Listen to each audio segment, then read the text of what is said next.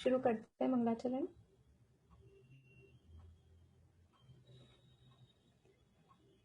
मोक्षमार्गस्य नेतारं भेत्तारं कर्मभूभृतां ज्ञातारं विश्वतत्त्वानां वन्दे तद्गुणलब्धये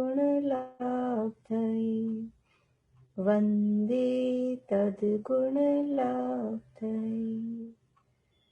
मोक्षमार्ग के नेता एवं कर्म पर्वतों के भेदक और विश्व के सब तत्वों के ज्ञायक चेतन संवेदक सद्गुण आप समान प्राप्त हो यही भावना भाकर दे विनय पूर्वक करूं वंदना बारंबार जिनेश्वर देव बारंबार जिनेश्वर देव। तत्वार्थ सूत्र नामक ये अपना महाशास्त्र आचार्य उमा स्वामी द्वारा रचित है और इसके चौथे अध्याय के आधार पर देवगति का वर्णन यहाँ पर हम देख रहे हैं। तीसरे अध्याय में तो रचनात्मक वर्णन ज्यादा किया आचार्य देव ने, पर्वत क्षेत्र नदियां, और यहाँ चौथे अध्याय में रचनात्मक वर्णन कम करके, क्योंकि बात करनी है जीवों की। तत्वार्थ सूत्र है, 7 तत्व का वर्णन है, जीव तत्व का वर्णन चल रहा है, तो जीव तत्व का वर्णन करना है तो जीवों की बात करनी है। तो तीसरे और चौथे अध्याय में जीव संसार में कहाँ कहाँ पाए जाते हैं, क्योंकि दूसरे अध्याय में सूत्र आया था संसारिणो मुक्ताश्च, और फिर संसारी जीवों का वर्णन वहां चालू कर दिया। तो वहां इंद्रियों की अपेक्षा और शरीरों की अपेक्षा जीवों का वर्णन किया। इसके बाद में फिर तीसरे अध्याय में और चौथे अध्याय में वो जीव कहाँ कहाँ रहते हैं, संसार में कहाँ पाए जाते हैं। तो तीसरे अध्याय में जो वर्णन किया वो रचनात्मक दृष्टि से अधिक किया, रचनाएं ज्यादा बताई वहां। और चौथे अध्याय में रचना ज्यादा ना बताकर वो जो देवगति का वर्णन करना है, देवों का वर्णन करना है, जीवों की बात बतानी है, तो उन जीवों के बारे में क्या क्या उनके भेद प्रभेद हैं, किस तरह के, वो यहाँ चौथे अध्याय में बता रहे हैं। तो अपने ज्योतिष श्लोक का वर्णन अपना चल रहा था, एक बार सूत्र पाठ कर लेते हैं। मैं ही बोल लेती हूँ ताकि अपना समय बच जाए। अभी कुछ ये इस वीक अपन थोड़ा बिल्कुल टाइम से बंद करेंगे, 2:30 बजे फिर दूसरी क्लास होती है, क्योंकि तो पाठ अभी मैं ही कर लेती हूँ और आप लोग सेल्फ अपने मन में बोलते रहें पीछे से। देवाश्च चतुर्निकायाः आदितस्त्रिषु पीतान्तलेश्या दशाष्ट पंच द्वादश विकल्पाः कल्पोपन्न पर्यन्तः इंद्र सामानिक त्रयस्त्रिंश पारिषदात्मरक्ष लोकपालानीक प्रकीर्ण काभियोग्य किल विशिकाश्चैक्षः त्रयस्त्रिंश लोकपाल वर्ज्या व्यंतर ज्योतिष्काः पूर्वयोर्द्वीन्द्राः काय प्रविचारा आ एशानात् शेषः स्पर्श रूप शब्द मनः प्रविचाराः परेत प्रविचाराः भवनवासिनो सुरनाग विद्युत सुपर्णाग्निवात स्तनितोदधि द्वीप दिक्कुमाराः व्यंतराः किन्नर किंपुरुष महोरग गंधर्व यक्ष राक्षस भूत पिशाचाः ज्योतिष्काः सूर्या चंद्रमसौ ग्रह नक्षत्र प्रकीर्ण तारकाश्च मेरु प्रदक्षिणा नित्य गतियो नृलोके तत्कृतः काल विभागः बहिरवस्थिताः।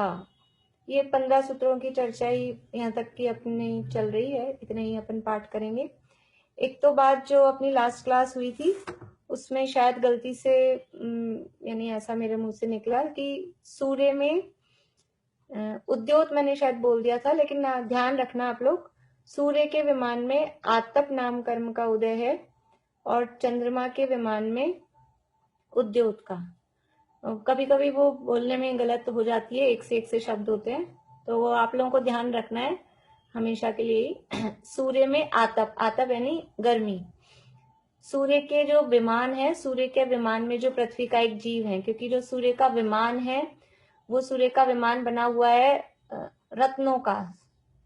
सूर्यकांत मणि नाम का रत्न है, उसका वो सूर्य का विमान बना हुआ है। तो रत्न है यानी पृथ्वी का एक है। तो वो जो पृथ्वी का एक जीव है उनमें आतप नाम कर्म का उदय होता है। और जो चंद्रमा का विमान है वो चंद्रकांत मणि, ऐसा चंद्रमा जैसा है वैसा ही बिल्कुल वाइट इस तरह के कलर का वो होता है। तो उस मणि का वो बना हुआ है।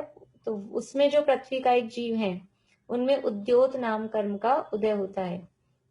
आतप नाम कर्म का उदय केवल सूर्य के विमान में स्थित जो एकेंद्रीय जीव हैं उनमें ही होता है। इसके अलावा पूरी दुनिया में किसी भी जीव के आतप नाम कर्म का उदय नहीं होता। सूर्य के विमान में जो पृथ्वी का एक एकेंद्रीय जीव है उनमें ही आतप नाम कर्म का उदय होता है, इसके अलावा और किसी में भी नहीं। लेकिन उद्योत नाम कर्म का उदय चंद्रमा के विमान में जो पृथ्वी का एक जीव है उसमें भी, और 2 इंद्रिय, 3 इंद्रिय, 4 इंद्रिय, पंचेंद्रिय, अन्य भी तिरंचों में, जैसे जुगनू है और भी कोई है जो चमकने वाली हैं कुछ जीव इस तरह के, उनमें उद्योत नाम कर्म का उदय उनमें हो सकता है। बाकी और भी इसमें डिफरेंस है जो अपन 8वां अध्याय पढ़ेंगे तब और पढ़ेंगे। अग्नि में, आतप में इसमें क्या फर्क है वो तब वहां देखेंगे। अभी अपनी बात चल रही थी ज्योतिष देवों के संबंध में। ज्योतिष देव 5 प्रकार के होते हैं। कौन कौन से 5 प्रकार के ज्योतिष देव होते हैं? बोलिए मधुलिका जी, 5 प्रकार के कौन कौन से हैं? करिए अनम्यूट। हाँ, चंद्रमा, सूर्य, ग्रह, नक्षत्र और तारे। बढ़िया। चंद्रमा, सूर्य, ग्रह, नक्षत्र और तारे। जम्बू द्वीप में या एक चंद्रमा के परिवार में क्या क्या होता है? एक चंद्रमा के परिवार में क्या क्या है?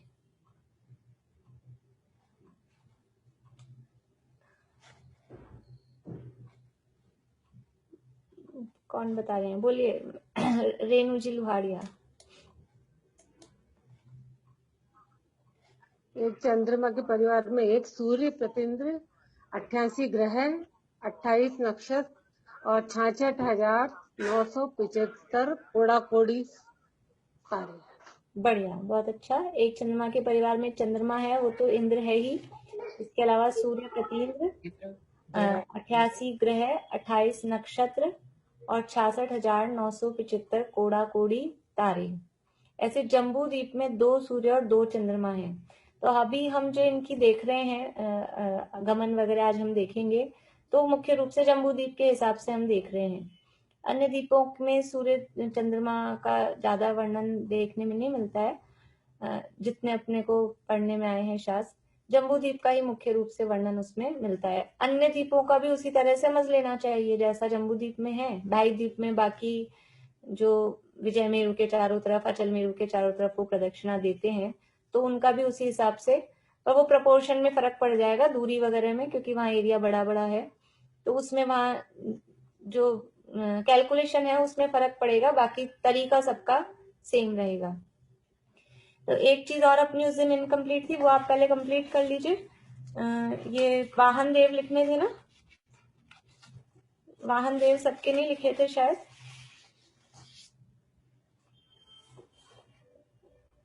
सूर्य के वाहन देव, हाँ अंकल बोलिए।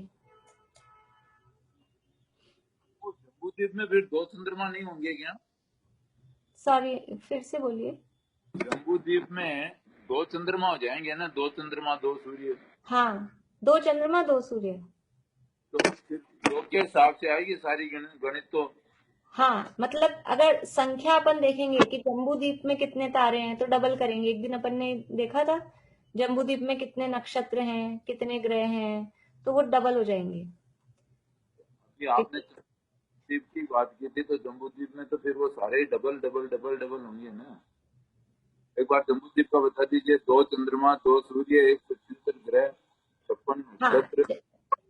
जम्बू द्वीप में 2 सूर्य 2 चंद्रमा, हाँ, फिर 88 का डबल करेंगे तो 176 ग्रह, और नक्षत्र 28 का डबल करेंगे तो 56 वो आ जाएंगे। 1,33,950 कोड़ा कोड़ी तारे। हाँ, 1,33,950 कोड़ा कोड़ी ये तारे आ जाएंगे। 66,975 कोड़ा कोड़ी का डबल करेंगे। 66,975 कोड़ा कोड़ी में 66,975 कोड़ा कोड़ी या तो प्लस करो फिर से, या फिर उसको 2 से मल्टीप्लाई करो तो सेम आ जाएगी। ठीक है, तो जम्बू द्वीप का तो डबल हो जाएगा ना। हाँ, अभी लवण समुद्र में 4 हैं तो इन सबको 4 से मल्टीप्लाई करना है। ये एक चंद्रमा का परिवार बता दिया। अब जहां जितने चंद्रमा हैं, जितने सूर्य हैं, उतना वहां उस हिसाब से मल्टीप्लाई करना है। आधा जो पुष्कर द्वीप है वहां 72 है, तो अब ये जो अपनी संख्या है 88 को 72 से मल्टीप्लाई करो, 28 को 72 से मल्टीप्लाई करो, 66,975 कोड़ा कोड़ी को 72 से मल्टीप्लाई करो, तो वो उतनी उतनी उस द्वीप की संख्या निकल के आ जाएगी, ग्रहों की, नक्षत्र की, तारों की। बोलिए चित्रा आंटी, बोलिए, इनके बाद ज्योति जी। उस दिन जो आपने पताका के नीचे बताया था ना, एक बार वापस लिखवा देंगी क्या? हाँ, अभी बताती हूँ। हाँ ज्योति जी बोलिए, अनम्यूट करिए अब। हाँ, जय जिनेन्द्र दीदी, वो डाउट नहीं है, आंसर देने मैंने हैंड रेज किया था। अच्छा, ठीक। देखिए, वो राहु और केतु के विमान कहाँ पर स्थित हैं, वो बात उस दिन बताई थी। कौन बताएंगे? राहु और केतु के विमान कहाँ स्थित हैं? बोलिए, मधु जी जैन। अनम्यूट नहीं हुआ। हाँ, केतु को ध्वज दंड से 4 उंगल ऊपर, सूर्य के ऊपर, सूर्य के नीचे होता है 4 उंगल। कौन सा विमान? केतु का। हाँ, यानी हाँ बोलिए आगे। और राहु का विमान चंद्रमा से, राहु का दंड विमान चंद्रमा से 4 उंगल ऊपर होता है। ऊपर नहीं, नीचे नीचे होता राहु है। का नीचे, ठीक है, बढ़िया। देखिए, चंद्रमा के विमान के नीचे होता है राहु का विमान, और सूर्य के विमान के नीचे होता है केतु का विमान। तो जो केतु का विमान है उसका ध्वज दंड का मतलब है उसका टॉप, जैसे शिखर, जैसे अपने मंदिर का शिखर होता है, फिर शिखर पे ध्वजा होती है, ऐसे ही इन देवों के विमान के ऊपर से वो बंद है, शिखर है, फिर शिखर के ऊपर ध्वजा है। उस ध्वजा से 4 अंगुल ऊपर, जैसे ये ध्वजा है, समझ लीजिए ये ध्वजा है, इससे 4 अंगुल ऊपर यहाँ पर सूर्य का विमान है। केतु के विमान के ध्वज दंड से 4 अंगुल ऊपर सूर्य का विमान है। ऐसे ही राहु के विमान के ध्वज दंड के 4 अंगुल ऊपर चंद्रमा का विमान है। ऐसे वो 4 अंगुल के डिफरेंस से ये विमान स्थित हैं। ठीक है, अभी ये वाहन देवों की संख्या अपनी शायद इनकम्प्लीट रह गई थी, वो और आप कंप्लीट कर लीजिए। सूर्य के और चंद्रमा के विमान को कितने कितने वाहन देव खींचते हैं? बोलिए, सौम्य, कुसुम जी, क्या नाम है? अनम्यूट करिए। सुधा जी। हाँ, सुधा जी। 16,000 सूर्य के विमान को खींचते हैं और 16,000 चंद्रमा के विमान को खींचते हैं। बढ़िया, 16,000 हर दिशा में 4,000 हैं, तो चारों दिशाओं में 16,000। ये वाहन देव कौन से देव होते हैं? बोलिए, आप ही बोलिए। अभियोग्य जाति के। बढ़िया, अभियोग्य जाति के देव ये होते हैं, वाहन बनने का काम करते हैं। तो सूर्य के विमान को भी 16,000 टोटल बता रहे हैं, टोटल 16,000 है, और 16,000 डिस्ट्रीब्यूट कैसे हो रहे हैं? हर दिशा में 4-4 हजार देव वो खींचते हैं। अलग अलग अपन ने आकार देखे थे, पूर्व में सिंह, दक्षिण में हाथी, पश्चिम में बैल और उत्तर में घोड़ा। इस तरह के इनके ये आकार बन के वो खींचते हैं। तो सूर्य और चंद्रमा के हैं टोटल 16,000। इसके बाद में फिर ग्रहों में बुध, शुक्र, बृहस्पति, मंगल और शनि, इन सबके विमानों को 8-8 हजार देव खींचते हैं। 8,000 टोटल संख्या बता रहे हैं। एक दिशा में कितने होंगे? टोटल 8,000 हैं, तो आप फिंगर से बता सकते हैं। हाँ, 2-2 हजार, एक दिशा में 2,000 हो जाएंगे, टोटल 8,000 हैं। तो बुध, शुक्र, बृहस्पति, मंगल और शनि, पांचों जो ग्रह हैं, इनके वाहन देव हैं 8-8 हजार, टोटल 8-8 हजार। लेकिन राहु और केतु ये भी ग्रह हैं, लेकिन इनके वाहन देव हैं 4-4 हजार। राहु केतु का अलग से लिख लीजिए, अपने चार्ट में शायद अपन ने उनका नाम भी लिखा नहीं है, वो राहु केतु का जो भी बात है वो अलग से लिख लीजिए। राहु और केतु के विमान को 4-4 हजार देव खींचते हैं, तो एक दिशा में उनके 1,000 हो गए। बोलिए शशि जी।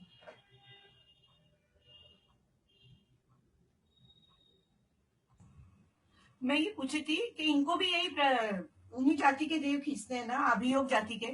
हाँ, जो भी ये खींचने का काम कर रहे हैं वो सब आभियोगी जाति के ही देव हैं, और हर दिशा में वही सिंह, हाथी, बैल और घोड़ा, हर दिशा में वो जो उनका आकार है वो सेम ही है।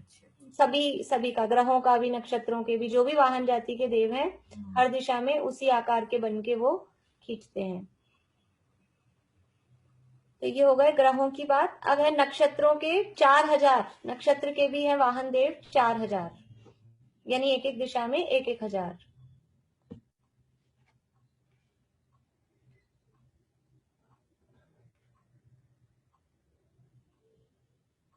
और तारा के, अनम्यूट करके बोलिए। ये राहु और केतु के विमान को 4,000 कहते हैं। हाँ, राहु केतु के भी 4,000 हैं, नक्षत्र के भी 4,000 हैं, दोनों के 4,000। हाँ, यही पूछना था। ठीक। और तारा के विमान के हैं 2,000, टोटल 2,000 है। तारा के विमान को खींचने वाले जो वाहन देव हैं वो टोटल 2,000, यानी एक दिशा में हो गए 500, एक दिशा में 500 हो गए, तो चारों दिशाओं में मिला के 2,000।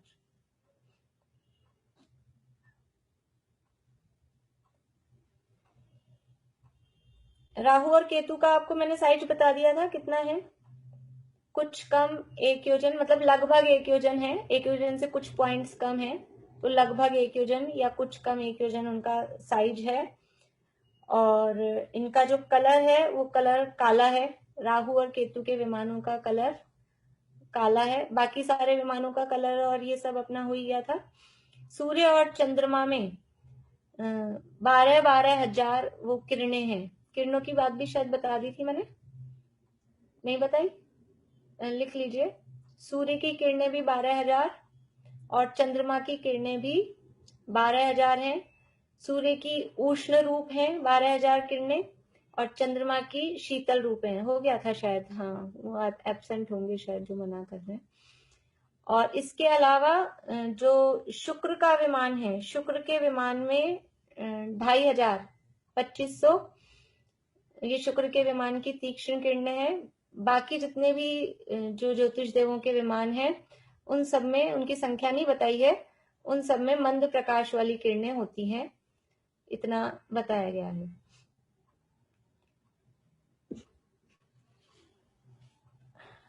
अब ये किस तरह से इनका गमन होता है सूर्य और चंद्रमा के विमानों का, वो अपन देखते हैं।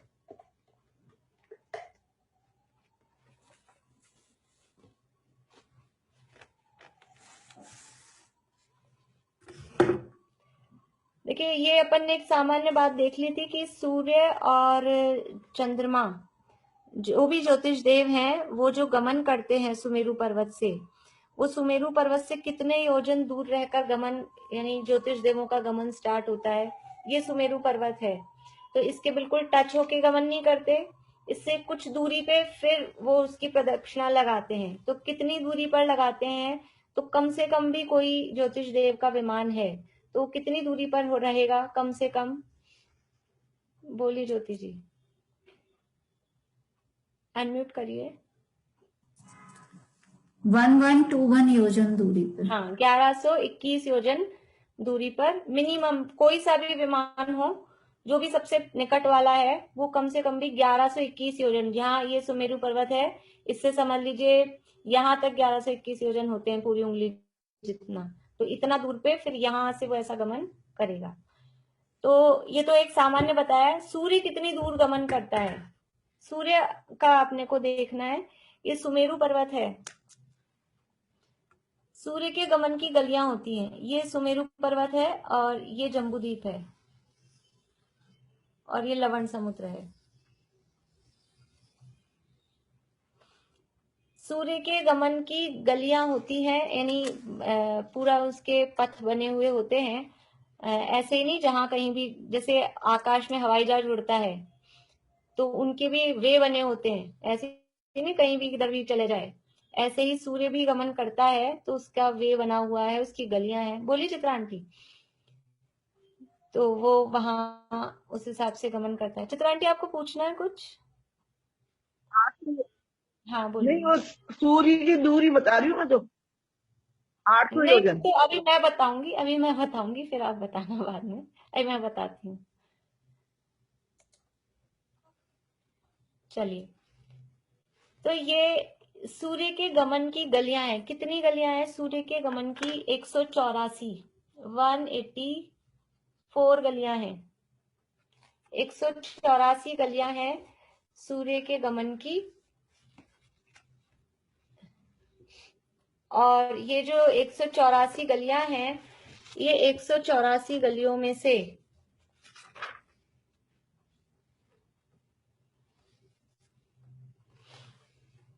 गलियां कैसे होती है समझ लीजिए। यहाँ अभी तो अपने पास क्या छोटा है ना, ये तो अपन थोड़ा यहीं से देखते हैं। जैसे ये पहली गली इतनी दूरी पर, इसको बीच में कर देते हैं। ये पहली गली, फिर दूसरी गली, फिर तीसरी गली, ये ऐसे ऐसे गोल गोल गलियां हैं सूर्य के गमन करने की, इस तरह से।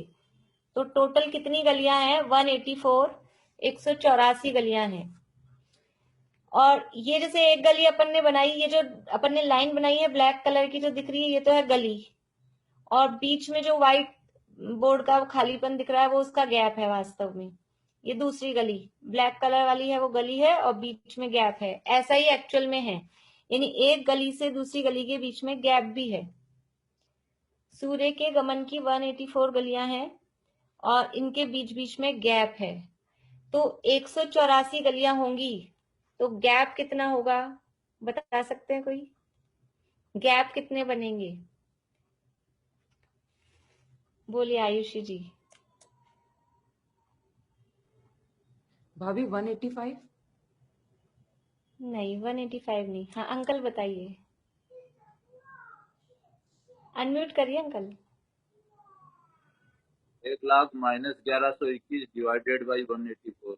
ओ यस। नहीं सिंपल गैप बताने अपने को। बोलिए ज्योति जी। 183। 183 गैप भाई। 184 अपन लाइन खींचेंगे तो उनके बीच में गैप कितने आएंगे? जैसे अपन ने ये 1 2 3 लाइन खींची तो गैप कितने आए? गैप 2 आए ना उनके बीच में। ये 3 लाइन खींची मैंने, 1 2 3, तो गैप कितने बनने? ये एक गैप, ये दूसरा गैप। समझ में आ रही बात? 4 लाइन खींचूंगी तो कितने गैप बनेंगे? 3 गैप बनेंगे। 5 लाइन खींचूंगी तो 4 गैप बनेंगे। जितनी अपन लाइन खींच रहे हैं उससे एक कम उतने गैप, मतलब खाली जगह उतनी बनेगी ना। तो अपन 184 लाइन खींच रहे हैं, 1 2 3 4 ऐसे, तो उनके बीच के गैप बनेंगे 183। 183 उनके गैप हैं। वो अभी संख्या ऐसा ध्यान रख लीजिए आप। पर गलियां कितनी है? गलियां तो 184 हैं। सूर्य के गमन की गलियां 184, 184 गलियां हैं। इनमें से कितनी गलियां जम्बूद्वीप में हैं और कितनी गलियां लवण समुद्र में है? यानी कि जो जम्बूद्वीप का सूर्य है, जम्बूद्वीप का सूर्य लवण समुद्र में भी जाता है, जम्बूद्वीप में भी रहता है और लवण समुद्र में भी जाता है, क्योंकि वो राउंड लगाता है तो इतना राउंड लगाते लगाते लवण समुद्र में पहुंच जाता है। बोलिए आयुषी जी। भाभी इन गलियों में भी कुछ गैप, मतलब कोई फिक्स योजन में गैप होता है या फिर नॉर्मली? हाँ फिक्स है, फिक्स है। बताती हूँ अभी। तो एक गली कितनी चौड़ी है, मैं बहुत ज्यादा संख्याएं नहीं बताऊंगी, जिनको थोड़ा सा इंटरेस्ट है वो इतना सा समझ लें, बाकी अपन ज्यादा कैलकुलेशन में नहीं जाएंगे। एक गली कितनी चौड़ी होगी, कितनी चौड़ी होगी? सूर्य का विमान कितना चौड़ा है, कितना चौड़ा है सूर्य का विमान? बोलिए आभा आंटी। नहीं, सुनीता आंटी। 48/61 व्यास है इसका। बढ़िया बढ़िया। 48/61 48/61 योजन, तो उतना ही चौड़ी गली है। जितना बड़ा सूर्य का विमान, उसका व्यास जितना है, उतनी कम से कम उतनी तो होगी, तो उससे बड़ी नहीं, उतनी ही है, बस जितना सूर्य उसमें आ जाए उतनी एक गली है। तो 48/61 योजन की तो एक गली है, और जो ये बीच के गैप हैं ये हैं 2-2 योजन के, 2-2 योजन के ये गैप हैं लगभग। तो ये टोटल कितना एरिया कवर करेंगे? देखिए, जो सूर्य का जो पहली गली है, सूर्य की गलियां, ये इसको थोड़ा मैं रब करती हूँ।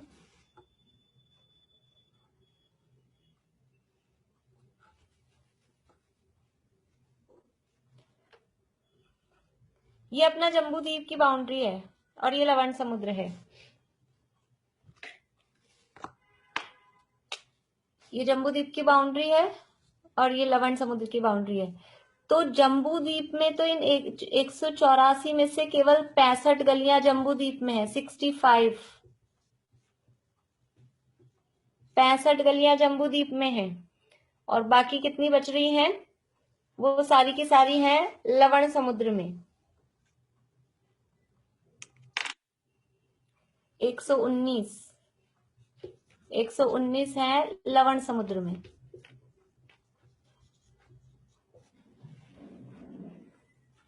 184 गलियों में से 65 गलियां जम्बूद्वीप में है और 119 गलियां लवण समुद्र में है।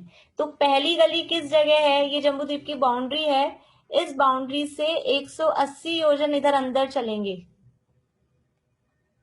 जम्बूद्वीप की बाउंड्री से 180 योजन अंदर चलने पर पहली गली अपने को मिलेगी। सूर्य की गमन की पहली वीथी, गली शब्द अपन अपनी सरलता के लिए बोलते हैं, उसको वीथी बोलते हैं, और ये कहलाता है सूर्य का चार क्षेत्र, यानी संचार क्षेत्र। सूर्य के गमन करने का जो एरिया है उसको बोलते हैं संचार क्षेत्र। सूर्य का या चंद्रमा का, जो भी है, दोनों का संचार क्षेत्र। और संचार क्षेत्र को शॉर्ट में बोलते हैं चार क्षेत्र।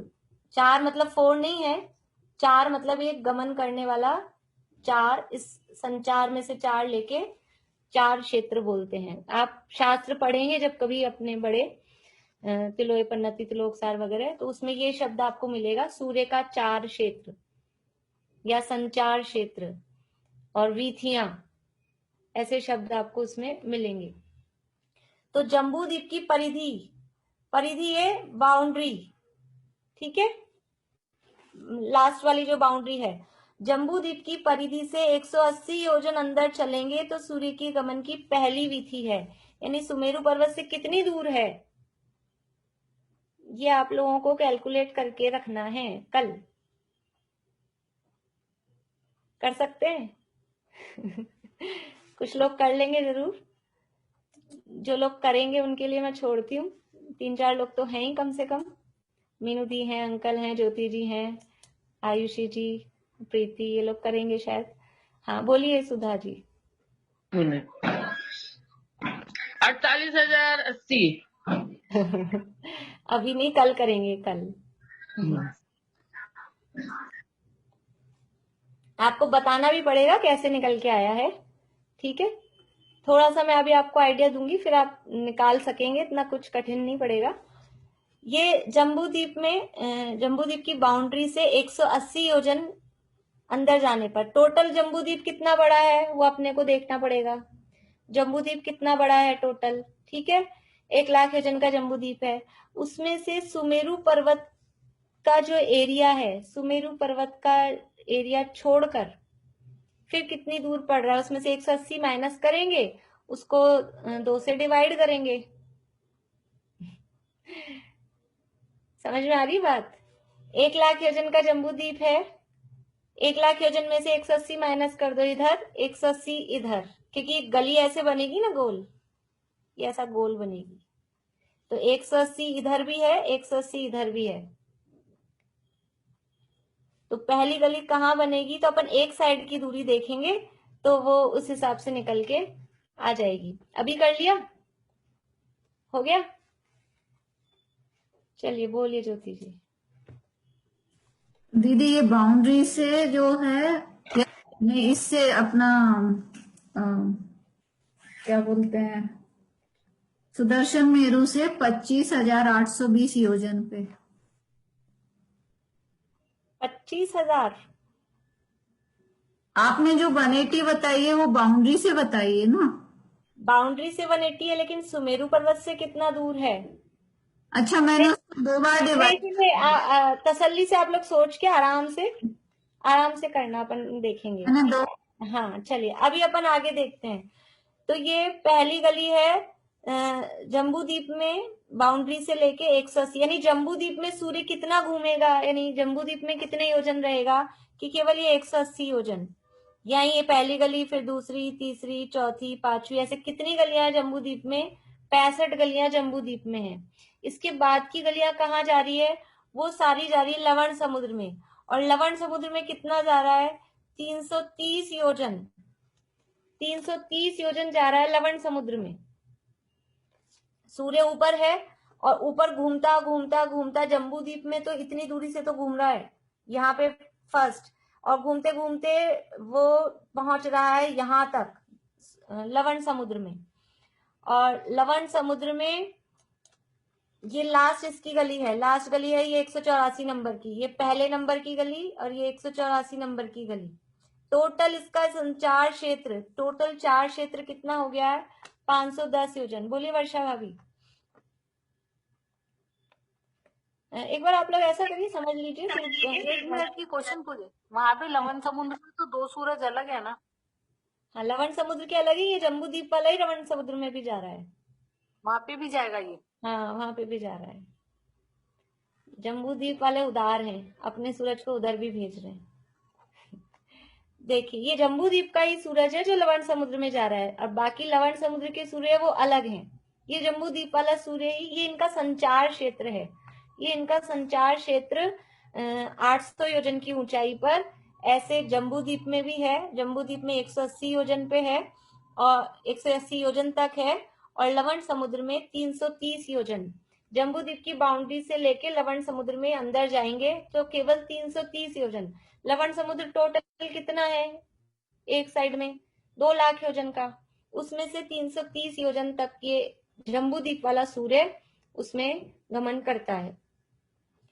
अब ये पहले नंबर की गली है जम्बू द्वीप में, और 184 नंबर की गली है लवण समुद्र में। और लवण समुद्र में टोटल गलियां बन जाएंगी 119, और जम्बू द्वीप में बनेंगी 65। अब ये सारा कैलकुलेशन कैसे है, वो जो मैंने आपको बताया है, हर गली के बीच में 2 योजन का गैप है। टोटल एरिया है गमन करने का 510 योजन, 180 जम्बू द्वीप में, 330 लवण समुद्र में। ये इतनी सी चीजें तो आपको याद करनी है। जम्बू द्वीप में कितना है? ये 180 योजन। लवण समुद्र में कितना है? 330 योजन। और टोटल इसका संचार क्षेत्र, सूर्य के गमन का टोटल संचार क्षेत्र 510 योजन है। संचार क्षेत्र बोलें या चार क्षेत्र बोलें, टोटल जो चार क्षेत्र है या संचार क्षेत्र है वो 510 योजन है। ये 510 योजन में सूर्य गमन करता है। इस 510 योजन में 184 टोटल गलियां हैं। तो ये देखिए, अब आप एक चीज हम देख सकते हैं, ये जो पहली गली बनेगी, पहली गली, उससे बाद में दूसरी गली, तो दूसरी गली का जो सरकमफ्रेंस है, जो परिधि है, वो बड़ी हो रही है। समझ में आ रही है बात? पहली गली, पहला गोला, फिर उसके बाहर दूसरा, फिर उसके बाहर तीसरा, तो ये बाहर वाले बड़े बड़े बनते जा रहे हैं, बड़े बड़े बनते जा रहे हैं ना। पहली गली से, ये पहली गली की ये जो सरकमफ्रेंस है, ये परिधि है, ये छोटी है, और ये जो दूसरी गली है इसकी जो बाउंड्री है, परिधि है, ये बड़ी है। एक चूड़ी है अपने 2 साइज की, फिर 4 साइज की, फिर 6 साइज की, बड़ा हो रहा है ना उसका घेरा, घेरा बड़ा हो रहा है।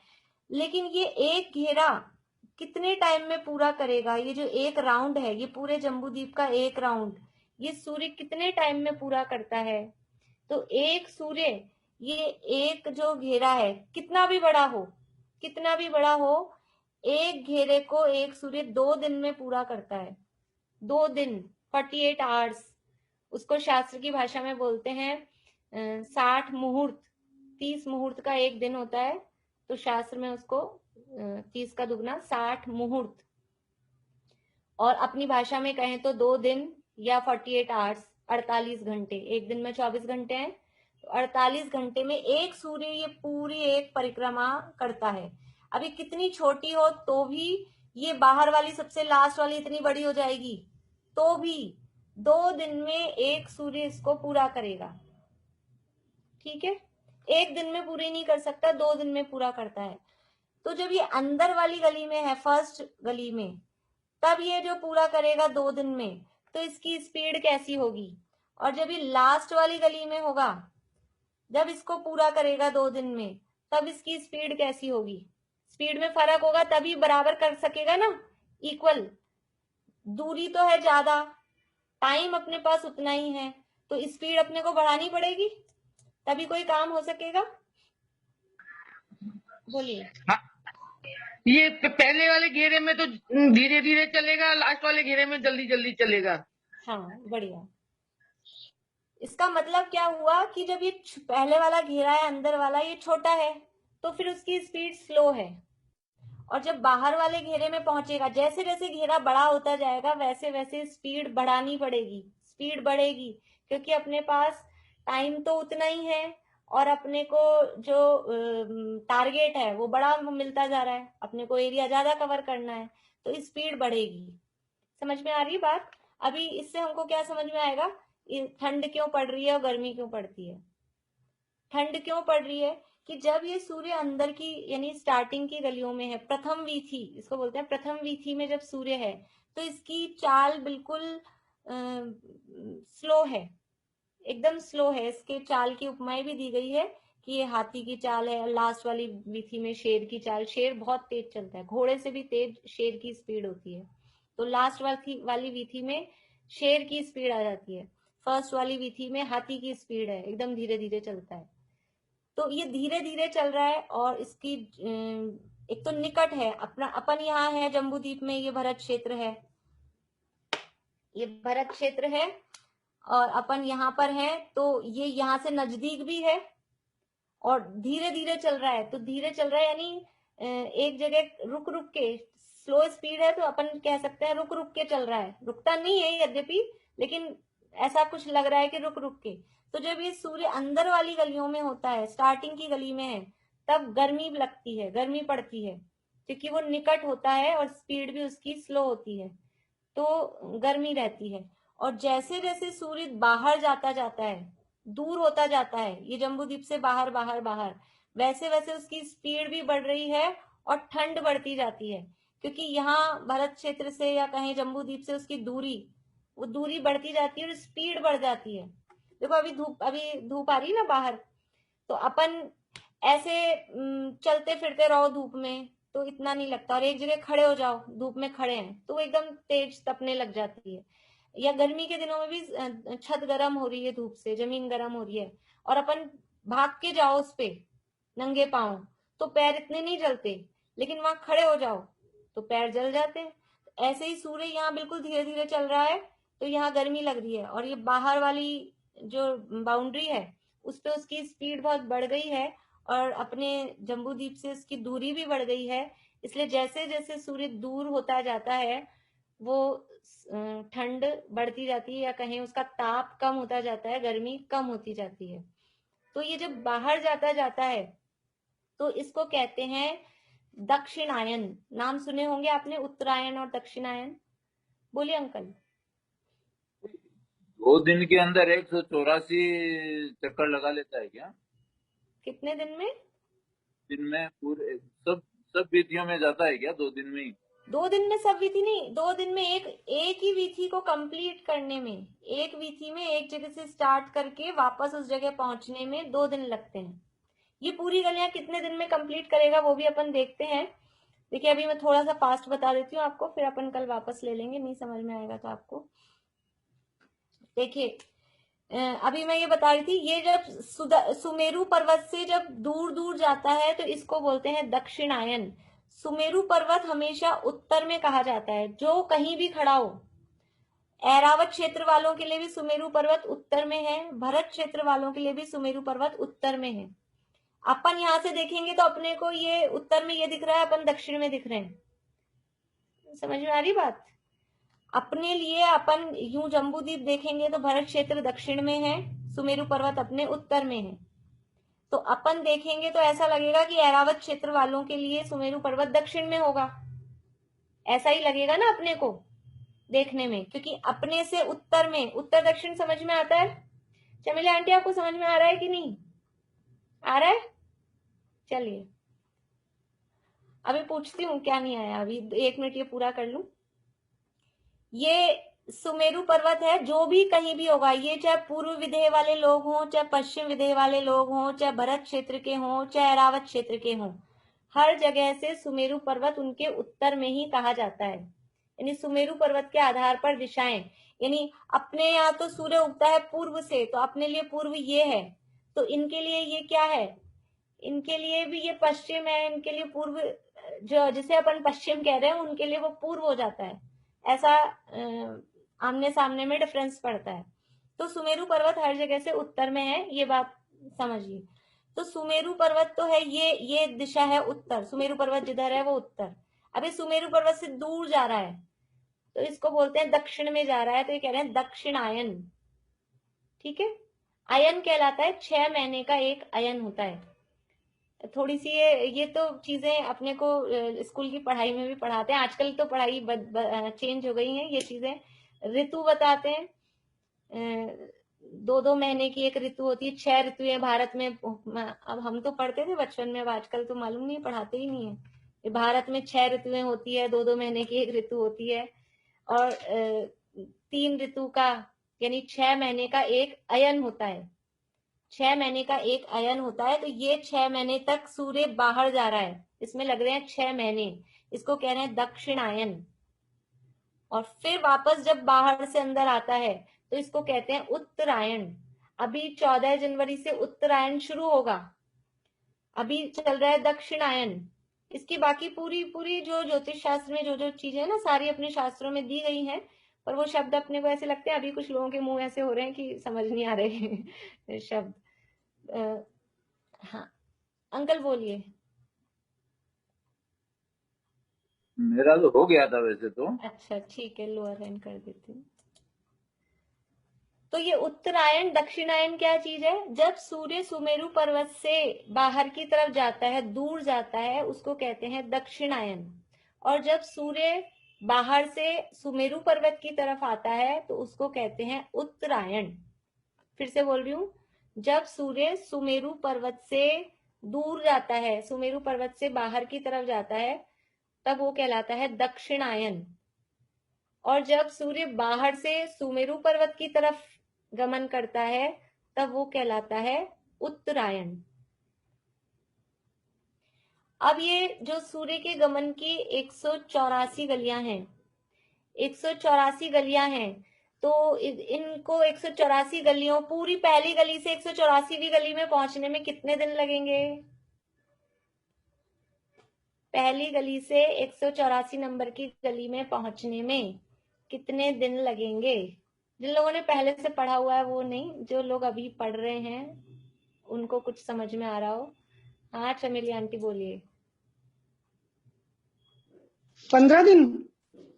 15 दिन किस हिसाब से कहे आपने? तो पखवाड़ा होता है जैसे, जिस हिसाब से 15 दिन पूर्णिमा, 15 दिन अमावस्या, उस हिसाब तो सूर्य की बात चल रही है कि चांद की बात चल रही है? अच्छा, पूर्णिमा और वो तो चांद का होता है। बोले अच्छा, प्रेमलता जी पांड्या। गलत हो गया फिर। 1 साल। यहाँ से बाहर जाने में 1 साल, चलिए अनीता जी बता दीजिए। 6 महीने 6 महीने। ठीक, दक्षिणायन उत्तरायण बोला ना आपने? बढ़िया मेरे हिसाब से बढ़िया, बोला मैंने तो। बहुत अच्छा, आपने अच्छा पकड़ा। मैंने आपको आंसर दे ही दिया था कि 6 महीने का दक्षिणायन होता है, 6 महीने का उत्तरायण। तो पहली गली से लास्ट वाली गली 184 गली है। 184 गली। एक्चुअल में मैंने तो आंसर दिनों में पूछा था। दिन कितने लगेंगे बता सकते हैं? दीपिका जी बोलिए। 180। 180। मधु जी 600 मधु जी बोलिए, जल्दी करिए, अपने पास टाइम कम है। चलिए ज्योति जी बोलिए। दीदी इसको इंक्लूड करेंगे तो डबल हो जाएंगे, 184 के डबल 368।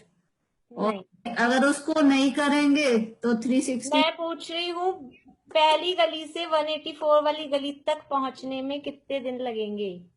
एक गली में 2 दिन लगते हैं ना? हाँ, तो एक गली जाएंगे ना? 180। नहीं, एक गली में 2 दिन एक सूर्य को लगते हैं, लेकिन 2 सूर्य मिलके एक गली पूरी करते हैं। तो आधा आधा ही लगेगा क्या? हाँ, अभी 2 सूर्य जम्बू द्वीप में तो 2 फिर सूर्य मिलके एक 184 गली। डेज 184 डेज लगेंगे। हाँ ठीक है, अगर ठीक है ठीक है। देखिए टाइम कम है, थोड़ा सा मैं बता देती हूँ। अपन कल फिर से इसको कंटिन्यू करेंगे, अभी पूरा नहीं हुई है बात, कल कंटिन्यू करेंगे। देखिए एक सूर्य 2 दिन में एक गली को पूरी करता है, लेकिन जम्बू द्वीप में 2 सूर्य हैं, तो दोनों सूर्य मिलके एक गली को एक दिन में पूरा कर लेते हैं। दोनों सूर्य मिलेंगे अगर, तो एक सूर्य आधा कर रहा है, दूसरा सूर्य आधा कर रहा है, यानी एक गली का पूरा चक्कर हो रहा है एक दिन में 2 सूर्य के माध्यम से। ठीक है, तो जो सूर्य है वो एक दोनों सूर्य मिलके ये 184वीं गली, पहली गली से 184वीं गली पे पहुंचने में कितने दिन लगाएंगे? तो सीधा सा है कि 183 दिन लगेंगे। क्या है इसमें? 183 दिन लगेंगे, क्योंकि पहली गली में तो है ही, इस गली में पहुंचेगा। मैं आपको आंसर बता देती हूँ, आप लोग थोड़ा सोचना कैसे आया ये, नहीं तो फिर कल फिर से करेंगे। 183 दिन उनको लगेंगे। पहली गली में है तो वो पहला दिन, और फिर पहुंचेंगे तो एक पहले दिन को तो अपन काउंट नहीं करेंगे ना, फिर लास्ट उस दिन पहुंच जाएंगे। तो 183 दिन बाहर जाने में लगेंगे उसको, और 183 दिन ही वापस आने में लगेंगे 183। तो ऐसे हो जाएंगे 366 दिन टोटल। यानी पहली गली से बाहर गया और बाहर से वापस अंदर आया, तो 183 दिन यानी 6 महीने, और 183 दिन यानी वापस से 6 महीने। ऐसे 6 महीने का दक्षिणायन, 6 महीने का उत्तरायण, इस तरह से ये 366 दिन का एक साल, 366 दिन का एक साल होता है। अपने जो पढ़ाते हैं स्कूलों में 365 सही 1/4 दिन का एक साल होता है। 365 और 1/4 और बताते हैं, लेकिन ये पूरे 366 दिन होते हैं।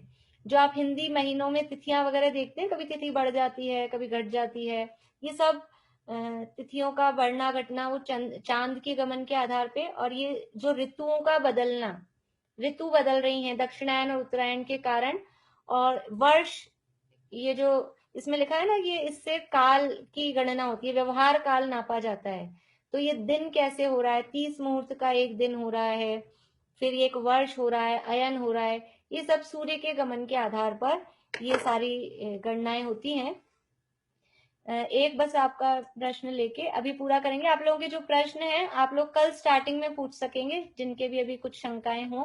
और अभी बात अपनी पूरी नहीं हुई है, अपन कल भी इस बात को वापस लेंगे, कंप्लीट करेंगे। बोलिए ज्योति जी। दीदी मतलब वो आधा सर्कल लेके नेक्स्ट वाली में चला जाएगा? नहीं, आधा सर्कल लेके नेक्स्ट में नहीं जाएगा। वो सूर्य, एक सूर्य पूरा करेगा फिर वो नेक्स्ट में जाएगा, दूसरा भी एक यहाँ है। अभी कल अपन और देखेंगे, एक सूर्य यहाँ होता है तो एक यहाँ होता है, ये अपन ने पिछले क्लास में देखा था, आमने सामने होते हैं। तो वो अपना यहाँ तक का सर्कल पूरा करेगा और ये भी अपना यहाँ तक का सर्कल पूरा करेगा, तभी वो नेक्स्ट गली में जाएगा। कल अपन देखेंगे वो कैसे ट्रांसफर होता है, नेक्स्ट गली में कैसे जाता है, और वापस से थोड़ा और देखेंगे। अभी टाइम अपना एक्चुअल में हो गया है। चमिला आंटी बोलिए आप। ये पहली विधि कहाँ से स्टार्ट होती है? अपन ने जैसे 72 से 84 तक ले रहे जो समझ नहीं आई आपकी बात। पहली विधि जो है वो कहाँ से स्टार्ट हुई अपने? पहली विधि जम्बू द्वीप की बाउंड्री से 180 योजन अंदर चलेंगे। जम्बू द्वीप की वहां से स्टार्ट बाउंड्री हुई है। से ठीक है, 180 योजन अंदर चलने। हाँ, वर्षा भाभी बोलिए फटाफट। हाँ, वो मैं उसके लिए दूसरी द्रव्य संग्रह वाली क्लास के लिए पूछ रही थी। आपने जो लिंक डाला तो वो मेरा लगा नहीं। गोमट सार की लग रही है ना क्लास वो वाली। जैन कोश है, यूट्यूब पे चैनल है जैन कोश, उस पे आप सर्च कर लीजिए जैन कोश। जैन कोर्स। हाँ, JAIN। क्लासेस हो गई क्या उसकी चालू? हाँ, क्लासेस कल परसों से चालू हो गई, परसों से। ठीक है, जैन कोश। हाँ, चलिए जिनवाणी स्तुति करेंगे।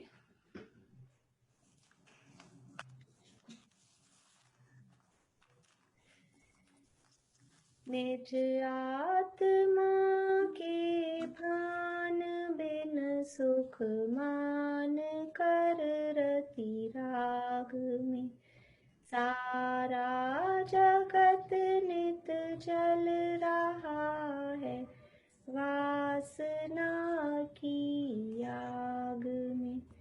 तुम वेद विरहित वेद वेद जिन वासना से दूर हो। वसुपूज्य सुत बस